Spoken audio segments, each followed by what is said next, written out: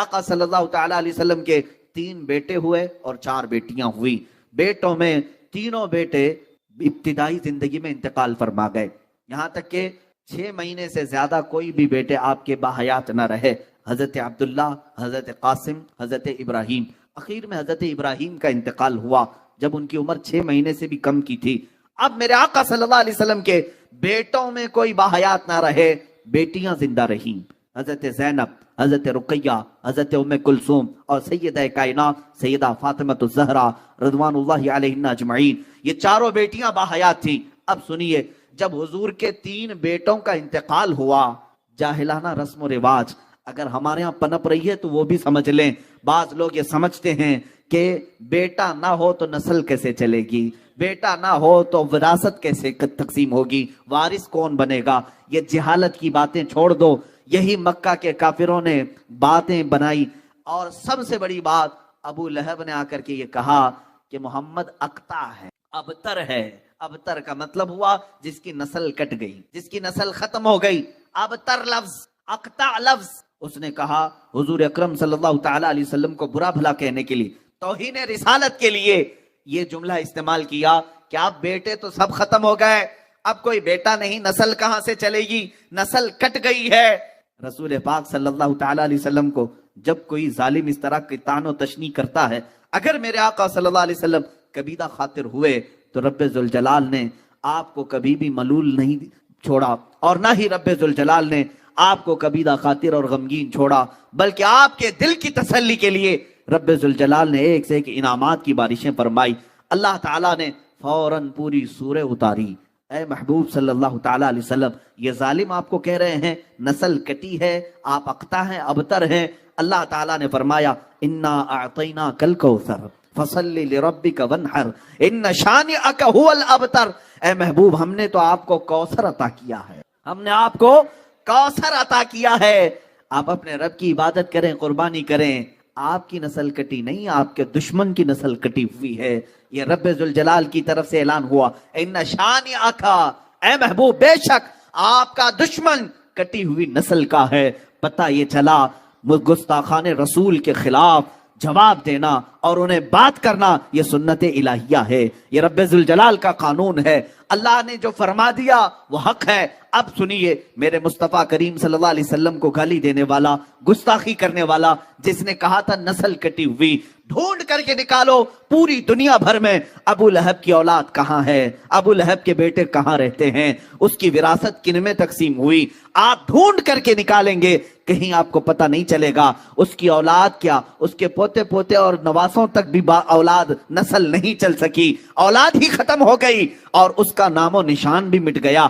ابو لہب کی جو موت ہوئی اس حالت میں ہوئی کہ اس کو سخت ترین بیماری لاحق ہوئی، یہاں تک کہ اس کو ایک گڑھے میں ڈال کر کے اس کے ہی بچوں نے پتھر اس پر ڈالے تھے، اتنے پتھر مارے گئے تھے کہ اس کا جسم پورا پتھروں سے لہولہان تھا. وہ خود مٹا، اس کی اولاد نہیں رہی. لیکن آؤ، میرے رب ذوالجلال نے میرے مصطفیٰ کی جو شان بیان کی، انا اعطیناک الکوثر، اس آیت کی تفسیر کے اعتبار سے آج ہندوستان نہیں، جے پور راجستھان نہیں، بلکہ دنیا کے کسی بھی کونے میں جاؤ، رسول اللہ کی آل و اولاد کی خوشبو تمہیں ضرور نظر آئے گی. ہر جگہ سادات موجود ہیں، سید حضرات موجود ہیں. یہ کس کی نسل ہیں؟ یہ فاطمہ الزہرا کی نسل آج پوری دنیا میں ہے، جن کو میرے آقا صلی اللہ علیہ وسلم نے اپنی اولاد فرمایا ہے. عزیزان گرامی، حضور کو کہنے والے کہ نسل کٹی ہے، وہ خود کٹ گئے، مگر میرے مصطفیٰ کی نسل آج پوری دنیا میں جس طرح محفوظ ہے، کائنات میں کسی کی نسل اس طرح سے محفوظ نہیں. ایک بات یاد رکھیں، حضور کی جو نسل ہے آج، اس طرح کی پوری دنیا میں کسی اور کی نسل محفوظ نہیں. سادات کے شجرے محفوظ ہیں، ان کے نسب محفوظ ہیں، اور ان کی آل و اولاد، ان کے خاندان، ان کے تمام حسب و نسب آج بھی محفوظ ہیں. جاؤ سادات کی خانقاہوں میں، وہ سارے شجرے اور تاریخ لے کر بیٹھے ہیں. میرے عزیزو، اسی کو تو کہا گیا حضور پاک صلی اللہ تعالی علیہ وسلم کی اولاد آج پوری کائنات میں ہے، اور یہی شان مصطفیٰ ہے جس کو اعلیٰ حضرت نے یوں کہا تھا، تیری نسل پاک میں ہے بچہ بچہ نور کا، تو ہے عین نور، تیرا سب گھرانہ نور کا. عزیزان گرامی، یہ شان مصطفیٰ ہے. جب کبھی کسی نے حضور کی ذات پر انگلی اٹھائی تو جواب کہاں سے آیا؟ خود خدائے قدیر و جبار کی طرف سے آیا۔ اللہ نے کبھی سورہ والضحیٰ اتاری، کبھی سورہ لہب اتاری، کبھی سورہ کوثر اتاری۔ اب کوثر کا معنی میں بیان کر کے حضور کی شان پاک کے چند آپ کے سامنے جھلکیاں رکھ دوں۔ کوثر کیا چیز ہے؟ کوثر کس کو کہتے ہیں؟ بعض لوگ یہی سمجھتے ہیں کوثر ایک نام ہے یا پھر حوض کوثر ہے۔ کوثر کی ہزاروں تعریفیں ہوئی اور اس کی کئی تفاسیر ہیں، کئی اس کے مفہومات بھی مفسرین نے بیان کی، لیکن جو حقیقت زیادہ راجح ہے وہ میں بتاتا ہوں۔ کوثر عربی کا لفظ ہے اور عربی میں بلاغت ایک چیز ہے، یہ سارے لوگوں کے سمجھ میں نہیں آتی۔ عربی ایک ایسا لٹریچر ہے کہ ایک ایک لفظ آتا ہے 70 معنوں کے لیے، کبھی کبھار ایک ایک ایسے ورڈ ہیں جو 1000 معنی کے لیے استعمال کیے جاتے ہیں، اور عربی میں وسعت بہت ہے، ایک لفظ بول کر کئی معنی مراد لیے جا سکتے ہیں۔ اب کوثر کیا چیز ہے؟ اب میں آپ کو بتاتا ہوں۔ عربی میں ایک لفظ ہے کثیر، زیادہ کو کہتے ہیں۔ قلیل کا اپوزٹ کیا ہے؟ کثیر ہے۔ جیسے دن کا اپوزٹ رات ہے، سفید کا اپوزٹ بلیک ہے، کالا ہے۔ یہ اپوزٹ چیزوں کو میں بتا رہا ہوں۔ قلیل اگر کوئی چیز ہے تو تھوڑی ہے، تھوڑی چیز کو عربی میں کیا کہتے ہیں؟ قلیل، اور اس کا اپوزٹ کیا ہوتا ہے؟ کثیر۔ سمجھ میں آ رہی بات؟ میں سمجھا کر کے جانا چاہتا ہوں۔ کثیر قلیل کا اپوزٹ ہوتا ہے۔ اچھا، اگر کثیر سے بھی زیادہ بولنا ہے، مثال کے طور پر 10 کے اپوزٹ میں 100 لے کر کے آگئے، ایک طرف 10 روپے ہے، یہ قلیل ہے، 100 روپے کیا ہے؟ کثیر ہے۔ لیکن ہم کو اور بھی زیادہ بولنا ہے تو عربی میں اس کو اکثر کہتے ہیں۔ کیا کہتے ہیں؟ اکثر۔ کثیر سے بھی زیادہ ہو تو اکثر ہے۔ اکثر کتنا ہوتا ہے اس کی لمٹ نہیں بیان کی گئی، وہ لاکھ بھی ہو سکتا ہے 10 کے مقابل میں، 10 روپے کے مقابل میں لاکھ بھی آ سکتا ہے، وہ اکثر ہو گیا۔ اب اگر اکثر سے بھی زیادہ بولنا ہے تو اس کو کوثر کہا جاتا ہے۔ اسے کیا کہا جاتا ہے؟ کوثر کہا جاتا ہے۔ ایک ہے کثیر، اس سے زیادہ کو اکثر کہتے ہیں، اس سے بھی زیادہ ہو تو اسے کیا کہتے ہیں؟ کوثر۔ یہ 3 جملے تو یاد رکھو مسلمانوں، 3 باتیں تو یاد رکھو، اکثر اور کوثر۔ اب میں یہ آیت پڑھتا ہوں۔ اللہ نے فرمایا انا اعطیناکل کوثر، اے محبوب ہم نے آپ کو کوثر عطا کی۔ کتنا ہے کوثر؟ اسے اندازہ کر سکیں گے، مولا تو نے ہمارے نبی کو کیا دیا، کتنا دیا، اسی سے آپ اندازہ کر لیں۔ یہ پوری جو کائنات ہے، یہ پوری جو دنیا ہے جس میں ہم اور آپ جی رہے ہیں، یہ پوری روئے زمین، اس پر موجود پورے سمندر، اس پر موجود تمام درخت، اس پر موجود تمام چرند و پرند اور جانور، اس پر موجود تمام جنات، بلکہ فرشتے، ملائکہ، یہ پوری جو دنیا ہے، پوری دنیا، اس میں لاکھوں کروڑوں مخلوقات اللہ کی آباد ہے۔ کیڑے مکوڑے الگ، چرند و پرند الگ، جانور الگ، بہائم الگ، سمندر کی کروڑوں مچھلیاں الگ، جنات کی بے انتہا تعداد الگ، یاجوج ماجوج کی کثرت الگ، آسمانوں میں رہنے والی مخلوقات الگ، ملائکہ، فرشتے، یہ تمام مخلوقات الگ۔ ان تمام کائنات کی چیزوں کو اللہ کیا فرماتا ہے؟ قل متاع الدنیا قلیل، اے محبوب آپ فرما دیں یہ پوری دنیا قلیل ہے۔ کیا ہے؟ پوری دنیا کا سامان قلیل ہے، اس میں کروڑوں انسان بھی آ گئے، ہم بھی قلیل ہیں، پوری روئے زمین آ گئی، یہ بھی قلیل ہے، یہ سارے آسمان آ گئے، یہ بھی قلیل ہے، یہ ساری کائنات کے ہر ذرے اس میں آ گئے، یہ قلیل ہے۔ اب رب ذوالجلال ارشاد فرماتا ہے یہ پوری کائنات قلیل ہے۔ کیا ہے؟ قلیل ہے۔ کہ حافظ قرآن جو قرآن کے حلال کو حلال سمجھتا ہو، قرآن کے حرام کو حرام سمجھ کر اس پر عمل کرتا ہو، قیامت کے دن وہ اپنے خاندان کے ایسے 10 لوگوں کی سفارش کر کے جنت لے جائے گا جن پر دوزخ میں جانا واجب ہو گیا تھا۔ اپنے خاندان کے ایسے 10 افراد کو لے جانے کی اسے اجازت دی جائے۔ اور مجھے آج اس مصلی پر، محراب پر قرآن پاک کا دور سناتے ہوئے 23 سال گزر گئے۔ الحمدللہ یہ 23واں سال ہے میرا تراویح کا قرآن پاک، اور میرے خیال سے ہاشمی مسجد میں نے 6 سال سنایا ہے، یہ 6واں سال تھا مختلف مقامات پر۔ لیکن کبھی یہ موٹے قرآن کو، اتنا ضخیم قرآن اٹھا کر کے ہم دیکھتے ہیں تو یقین نہیں ہوتا کہ یہ پورا کا پورا سینے میں آیا کیسے، یہ محفوظ کیسے ہے۔ اور جب بندہ پڑھنے لگتا ہے حافظ قرآن، حقیقت میں بتاؤں، میں اپنی بات بتا رہا ہوں، باقی دوسرے حفاظ کرام وہ بہتر جانتے ہیں، ہماری محنت سے کچھ نہیں ہوتا۔ جب پڑھنے کے لیے وہ کھڑا ہو جاتا ہے تو من جانب اللہ، خود اللہ تعالیٰ اس کی مدد فرماتا ہے۔ اگر اللہ رب العزت دروازے نہ کھولے تو وہ ایک آیت آگے نہیں بڑھ پائے گا۔ ہاں، یہ رب تبارک و تعالیٰ کی طرف سے انعام ہے، اکرام ہے۔ میرے عزیزو، یہ قرآن یاد کرنے کے لیے جب بچے بھی کوشش کرتے ہیں تو 5 سال کے بچے بھی حافظ قرآن بنے ہیں، دنیا میں ریکارڈ ہے۔ اور آپ کو پتہ ہے حضرت سیدنا مخدوم جہانگیر اشرف سمنانی رحمۃ اللہ تعالیٰ علیہ 7 سال کی عمر میں قرات سبع یعنی 7 قراتوں کے ساتھ حافظ قرآن ہو چکے تھے۔ وہ بڑے بڑے علماء بھی نہیں آج 7 قرات جانتے ہیں۔ 7 قراتیں ہیں قرآن پاک کی، سب میں الگ الگ انداز ہے پڑھنے کے، اور وہ ایک عربی لینگویج جاننے والا، نحو اور صرف اور ان تمام امور کو جاننے والا یہ قرات سبع بہتر سمجھ سکتا ہے، عام لوگوں کے سمجھ میں نہیں آئے گی یہ چیزیں۔ وہ 7 سال کی عمر میں 7 قراتوں کے ساتھ حافظ تھے۔ میرے عزیزو، یہ قرآن آج بھی معجزہ ہے، سینوں میں یوں ہی نہیں آتا۔ بڑا ذہین بھی ہو اور رب تبارک و تعالیٰ کی مرضی نہ ہو تو اس کے سینے میں ایک پارہ بھی نہیں آتا۔ اور کبھی ہم نے دیکھا ہے بڑا کند ذہن ہے، کچھ آتا نہیں ہے، اسکول میں 0 تھا لیکن قرآن حفظ کرنے پر لگا تو پورا حافظ قرآن بنا ہے۔ ایسے بھی میں جانتا ہوں جن کو 2+2 معلوم نہیں ہے لیکن حافظ قرآن ہو جاتا۔ یعنی اس قدر دیہات سے آئے ہوئے بچے تھے جن کو کچھ نہیں معلوم تھا لیکن قرآن پورا یاد تھا۔ یہ معجزہ ہے قرآن کا۔ اعلیٰ حضرت امام احمد رضا خان فاضل بریلوی رضی اللہ تعالیٰ عالم تھے، بڑے مفتی تھے۔ آپ اندازہ کریں 14 سال کی عمر میں وہ مفتی بن چکے تھے، 13 سال کچھ مہینے۔ جس دن وہ بالغ ہوئے اس دن پہلا فتویٰ انہوں نے لکھا ہے 14 سال کی عمر میں۔ بہترین عالم، بہترین مفتی، لیکن حافظ نہیں تھے آپ، قرآن کے حافظ نہیں تھے۔ کسی نے آپ کو خط میں القاب لکھا، حضرت علامہ مولانا حافظ و قاری احمد رضا خان صاحب، اس میں حافظ و قاری کا بھی لقب لگا دیا۔ دوسرے ہوں تو پھیل جائیں گے کہ جتنے لقب فری میں ملے اچھا ہی ہے۔ اعلیٰ حضرت نے دیکھا کہ میں حافظ ہوں نہیں اور لوگ مجھے حافظ سمجھ رہے ہیں۔ یہ شعبان کی آخری تاریخ تھی، شاید دوسرے دن سے رمضان شروع ہو رہا تھا۔ آپ نے اس خط والے کے گمان کے مطابق اپنے آپ کو اتارنے کے لیے عزم کر لیا کہ اس کے خط کا جواب بعد میں لکھوں گا، حافظ قرآن پہلے بنوں گا، کیونکہ اس نے حافظ کہا ہے مجھے، حافظ قرآن کہا۔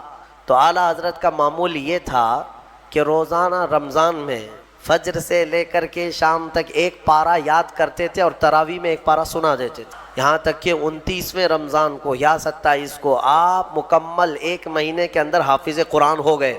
1 مہینے کے اندر حافظ قرآن، ہاں 1 مہینے میں وہ حافظ قرآن ہو گئے۔ قرآن کا یہ معجزہ ہے، اللہ تبارک و تعالیٰ وہ جس کے سینے میں چاہے اس کو عطا فرماتے ہیں۔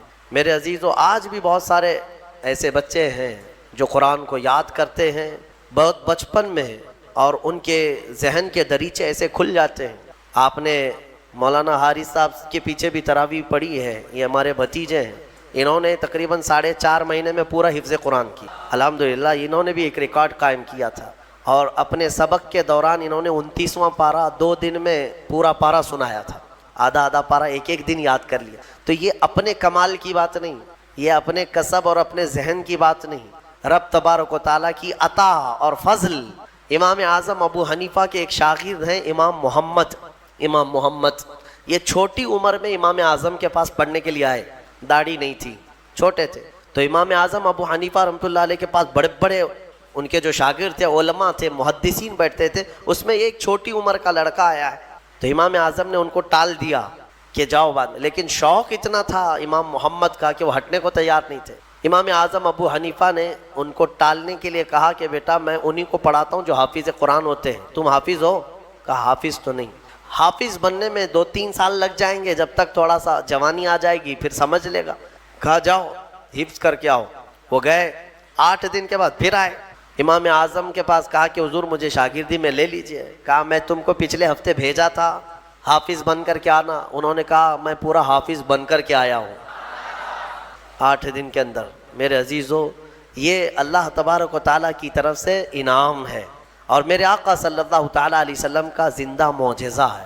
اللہ تبارک و تعالیٰ اس قرآن پاک کی خوب برکتیں ہمیں عطا فرما ہے۔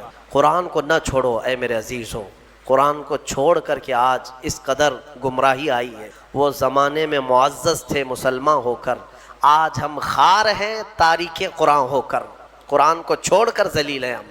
قرآن کو چھوڑنے کی وجہ سے یہ ساری آفات ہیں۔ اور پچھلی قوموں کے بارے میں قرآن میں اللہ تعالیٰ نے فرمایا، اللہ تعالیٰ ان سے فرمایا خُذُوا مَا آتَيْنَاكُمْ بِقُوَّةٍ، ہم نے جو تمہیں دیا ہے وہ مضبوطی سے پکڑو۔ یعنی یہودیوں کو تورات دی گئی تھی، بنی اسرائیل کو زبور دی گئی تھی، اور ہر ایک امت کو یہ کہا گیا ہے کہ مضبوطی سے یہ کتاب تھامے رہو۔ جو اللہ کی کتاب اتری ہے یہ صرف اور صرف جھاڑ پھونک کے لیے نہیں ہے، یہ تمہاری پوری زندگی کا دستور آیا ہے۔ ہاں کل کیا ہونے والا ہے یہ قرآن میں پڑھو، یہ بے خبر نجومی تمہیں کیا بتائیں گے۔ قرآن عظیم تمہاری زندگی کا پورا دستور العین ہے۔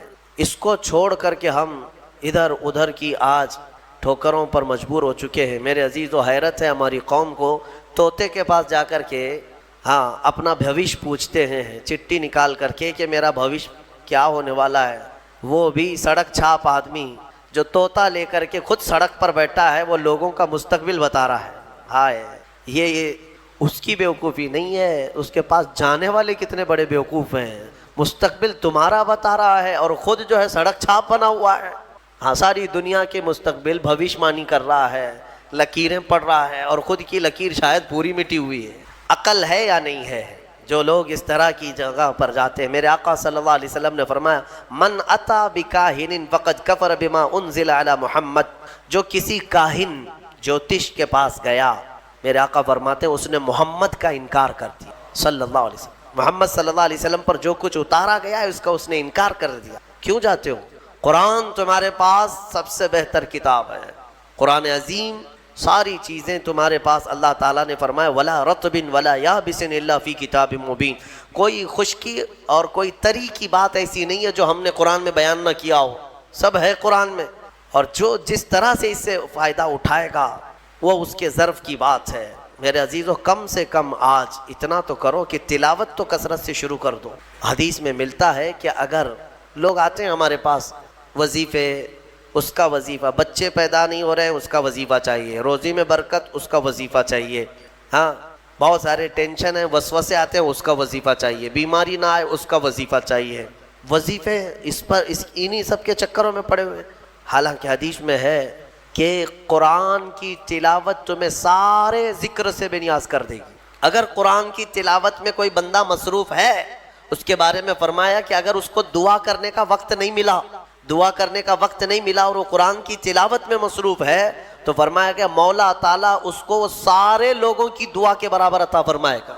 وہ بندہ رحمان کا کلام پڑھ رہا ہے، دعا کرنے کا اگر اسے وقت نہ ملا تو بھی مولا اس سے راضی ہے۔ میرے عزیزو قرآن پڑھنے کے آداب میں بھی آج میں دیکھتا ہوں تو لوگوں کو کھجلی ہونے لگی، ادھر ادھر پینچیاں بدلنے لگے۔ قرآن پاک پڑھتے وقت تمہارے اندر رقت طاری ہو تو سمجھ لینا ایمان بھر گیا ہے۔ قرآن کی یہ صفت بتائی گئی وَإِذَا تُلِيَتْ عَلَيْهِمْ آيَاتُهُ زَادَتْهُمْ ایمانا۔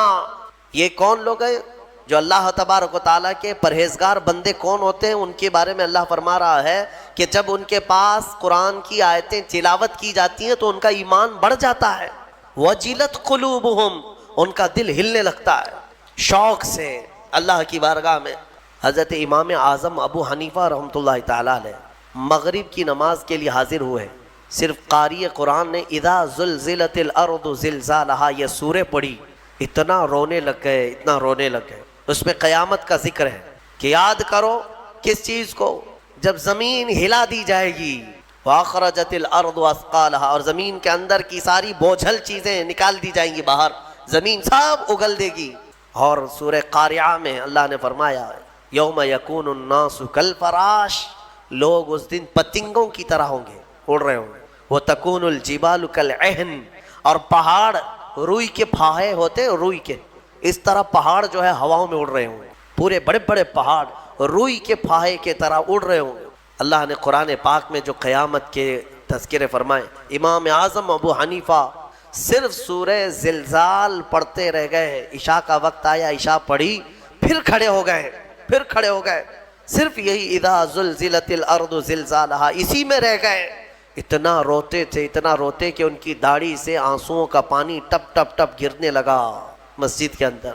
آپ کی عمر اس وقت قریب 70 سال کی، قریب 70 سال کی۔ میں بتاتا ہوں جس امام اعظم نے 4000 ختم قرآن کیے ہیں، 5 لاکھ حدیثیں انہیں یاد ہیں، 1000 سے زیادہ بڑے بڑے محدث شاگرد پیدا کیے اور لاکھوں مسائل کا حل بیان کر دیا. امت پر اتنا بڑا احسان ہے. وہ امام اعظم ایک سورہ پڑھ کر کے رات کے وقت کیا کہہ رہے ہیں جانتے ہیں؟ ان کے ایک شاگرد ہیں مسعر، وہ کہتے ہیں میں رات کے وقت جا کر دیکھا میرے استاد ابھی تک کھڑے، مغرب میں جو گئے تھے ابھی تک کھڑے. آدھی رات گزر گئی تو وہ دروازہ کھول کر پیچھے کھڑے ہوئے تو امام اعظم ہاتھ پھیلا کر یوں رو رہے تھے اللہ کی بارگاہ میں کہ اے مولا، قیامت کے دن اگر ابو حنیفہ کی بخشش ہو گئی تو تعجب کی بات ہے، ورنہ مجھ جیسا آدمی بخشے جانے کے قابل نہیں. امام اعظم کہہ رہے ہیں میری بخشش ہو گئی تو تعجب کی بات ہے، جس نے 4000 ختم قرآن کیے ہوں. اور پھر یوں کہتے ہیں مولا میرے پاس بخشے جانے کے لائق کچھ ہے نہیں سوائے سفید داڑھی کے، اور تو نے فرمایا ہے کہ سفید داڑھی والے کو عذاب دینے میں مجھے حیا آتی ہے، مولا میری سفید داڑھی کو دیکھ کر مجھے معاف کر دینا. یہ قرآن میں محو ہونے والوں کا انداز ہے. اور ہمارے ہاں برسوں ہو جاتے ہیں ہم خوف الہی سے نہ روتے ہیں نہ ہی ہمارے جسم ہلتے ہیں. ہمیں کس چیز کا غرور ہے؟ ہمیں کس چیز سے اطراء ہے؟ کیا ہے ہمارے پاس؟ دنیا کے جو سب سے اچھے لوگ تھے وہ صحابہ تھے. ایک بار وہ زور سے ہنس رہے تھے تو میرے آقا نے صرف ان کو اتنی بات پر پوچھا کیا تم سبوں نے قیامت کی تیاری کر لی؟ تو اتنی زور سے ہنستے کس بات پر ہو؟ صحابہ ہنسنا بند کر دی. اور ہمارے حال یہ ہے نہ وضو ڈھنگ کا ہے، نہ قرات ڈھنگ کی ہے، نہ نمازیں ہو پائی ہیں، کچھ نہ ہو کر کے بھی ہمارا سینہ چوڑا کر کے ہم زمین پر گھوم رہے ہیں. اللہ کے خوف سے لرز جاؤ. اور قرآن عظیم کی تلاوت جو بندہ کرتا ہے کثرت سے، اللہ تعالیٰ کا وہ ایسا محبوب ہوتا ہے، ایسا محبوب کہ آپ دیکھنا موت کے وقت بھی اس کے چہرے پر نور طاری ہو جاتا ہے. ہاں اس کے لبوں پر مسکراہٹ ہوگی. قرآن کثرت سے پڑھنے والے کی روح آسانی سے نکالی جاتی ہے. امام احمد بن حنبل بڑے امام ہیں، فرماتے ہیں نزا کیا وقت تھا ان کے، اور اس وقت سے کوئی باہر آتا نہیں، لیکن اللہ تبارک و تعالیٰ جسے چاہے موت کے منہ سے نکالے. ان کے ساتھ ایسا ہوا کہ قریب موت کا وقت آ گیا اور سانس جو ہے پھڑکنے لگ گئی، ہلکی ہلکی ہو گئی، لگتا کہ اب روح نکلے گی تب روح نکلے گی. اسی اثنا میں وہ کہتے ہیں کہ شیطان قریب آ گیا، شدت کی پیاس لگی تھی. اور شیطان کس کی بات کر رہا ہوں؟ امام احمد بن حنبل. شدت کی پیاس لگی تھی اور وہ پانی لے کر قریب آیا اور بار بار مجھے اپنی طرف بلاتا تھا، کیونکہ پانی کے لیے آدمی کہیں پر بھی چلا جائے. وہ کہتے ہیں کہ مجھے اندازہ تھا کہ یہ ابلیس ہے مجھے بہکا رہا ہے، لیکن پانی کی خواہش بھی ہے. اور اس کے بعد وہ آپ سے بحث کرنے لگا کچھ معاملات پر، موت کے قریب، جبکہ بولنے کی طاقت بھی نہیں. تو اچانک ایک خوبصورت نوجوان آیا، اس نے گھونسے مار مار کر کے شیطان کو بھگا دیا. شیطان بھاگ گیا، ڈر کر کے بھاگا. امام احمد بن حنبل کہتے ہیں مجھے سکون ہوا، کم سے کم اس کی شرارتوں سے بچ گیا. وہ نوجوان اتنا حسین تھا، بہت خوبصورت تھا. میں نے اس سے پوچھا کہ میں نے تجھے زندگی میں کبھی دیکھا نہیں، تو کون ہے؟ وہ نوجوان کہتا ہے احمد بن حنبل میں سورہ یاسین ہوں، جس کو تم روزانہ تلاوت کرتے تھے. اللہ نے مجھے آج یہ شکل دی اور اس ابلیس کو میں نے مار کر بھگایا کہ تمہاری نزا میں وہ تمہیں گمراہ نہ کر سکے. بہرحال یہ کیفیت ان کی ختم ہوئی، آپ نے یہ بیان کیا. پھر بعد میں دوبارہ آپ شاید نزا کے عالم میں گئے اور انتقال ہوا. لیکن میرے عزیزو اندازہ کرو، اتنے بڑے امام جن کا حال یہ ہے کہ لاکھوں حدیثوں کے وہ حافظ ہیں، ان کے ساتھ ابلیس اخیر وقت میں ایسے شدت سے گمراہ کرنے کی کوشش کرتا ہے، تو ہمارا اور تمہارا کیا حال ہوگا؟ اگر کوئی چیز اس وقت بچائے گی تو یہ اللہ کا کلام. یہاں تک کہ جب قبر میں دفن کر کے لوگ چلے جاتے ہیں تو قبر کے حالات بہت سخت ہیں. قبر بڑی چھوٹی ہے، ہم خود ہی کھودتے ہیں، جانتے ہیں کتنی قبر ہوتی ہے. اپنے مردوں کو آپ دفنا کر کے آتے ہیں، اتنی ہوتی ہے کہ کروٹ بھی نہیں لے پاتا مردہ، اور وہ بھی اس کو اتنا ٹائٹ کر کے نیچے پتھر یا اینٹ یہ ڈھیلے سب رکھ کر کے قبلے کی طرف کر کے اس کو بند کر کے آ جاتے ہیں. پتہ ہے کس قدر گھبراہٹ ہوتی ہے، بہت گھبراہٹ ہوتی ہے. یہ مت سمجھنا کہ مردے کو اب کچھ پتہ نہیں چلتا. یہاں تک کہ حدیث میں ہے تمہارے چلنے کے چپلوں کی آواز تک وہ مردہ سنتا ہے. بولنے کی آواز تو چھوڑے، چلنے کی آواز بھی وہ قبر میں سنتا ہے. ہر چیز زندوں کے کانوں سے زیادہ کان اس کے تیز سنائی دیتا ہے اس کو. اور جب لوگ چھوڑ کر کے جا رہے ہوتے ہیں وہ اس قدر گھبراہٹ کا شکار ہوتا ہے کہ اس تنگ و تاریک کوٹھری میں پہلی بار اس کو ڈالا گیا ہے.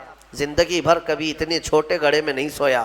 ہاں اب حضور پاک صلی اللہ علیہ وسلم نے فرمایا ہے رشتہ داروں کو بھی کہا ہے کہ دفنانے کے بعد تھوڑی دیر بیٹھ جاؤ قبر کے پاس کہ اس کی گھبراہٹ کم ہو، لیکن کون بیٹھتا کون ہے؟ سب کو اپنی جلدی ہے، عزیز لوگ بھی نہیں بیٹھتے، نکل آتے ہیں، بھائی ہوں، باپ ہوں، بیٹے ہوں، سب نکل کر کے آ جاتے ہیں الا ماشاء اللہ۔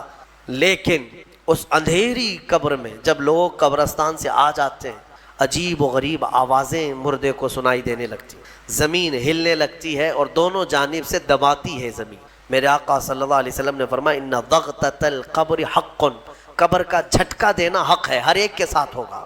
صحابی رسول سعد بن معاذ کے بارے میں حضور نے فرمایا ان کو قبر دبا رہی تھی، قبر سب کو دبائے گی، لیکن کچھ کو ایسے دبائے گی کہ ان کی ہڈی پسلیاں الگ ہو جائیں، اور کچھ کو محبت سے دبائے گی۔ لیکن فرمایا کہ قبر جو ہے اس وقت اندھیری اور پھر عجیب و غریب آوازیں، تنہائی الگ، کوئی نہیں ہے قریب، کوئی نہیں ہے۔